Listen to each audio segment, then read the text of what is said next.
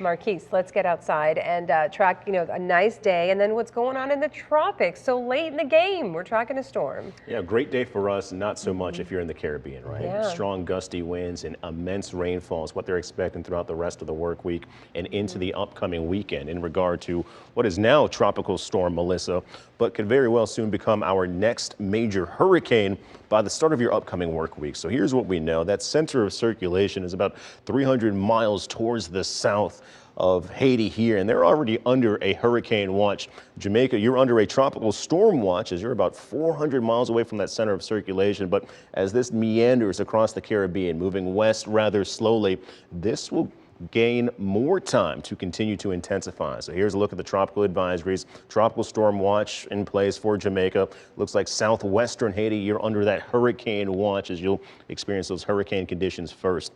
As of the most recent advisory, the 2 o'clock update, wind speeds still remain sustained at 50 miles per hour. No significant change there. What we have noticed since the start of the morning until now, it has slowed down, now moving west at only 2 miles per hour. So really just creeping along in the open waters of the Caribbean, in which water temperatures are trending warm. They're anywhere between the mid and the upper 80s. We had an Air Force Hurricane Hunter mission fly into the center of circulation earlier today. What they found were wind speeds exceeding 50 miles per hour. They made multiple trips and the pressure still remains sustained at only 1,000 millibars. Regardless of the pressure now, it's only going to continue to deepen as we move across your work week and into the weekend. Most models are indicating that this will likely become our next major hurricane by the start of our upcoming work week on Monday. Some even pushing it up towards Category 5 status. So what we do know is that it's going to continue to push towards the west really slow. Here we are on Monday morning, 120 mile per hour wind conditions, a low end Category 3, still with more room to grow across the upcoming work week. But what we're watching out for is the heavy rain potential across the Caribbean, in which isolated areas can see possibly over 3 feet of rain.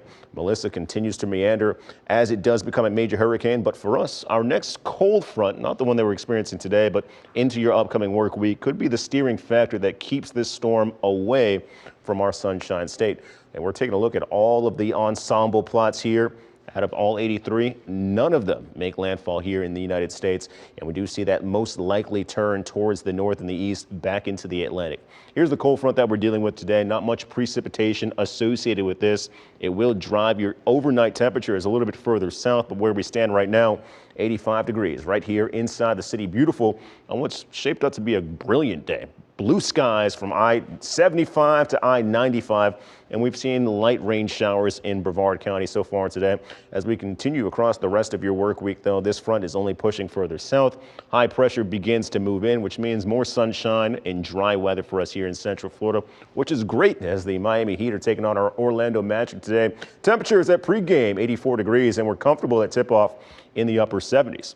Thursday morning, we're waking up to 66 degrees here in Orlando, and your forecast for the afternoon will have temperatures between the mid 70s and the middle of the 80s with pretty consistent sunshine all the way around. You won't see that chance for rain back until the weekend does begin on Saturday at 30% coverage.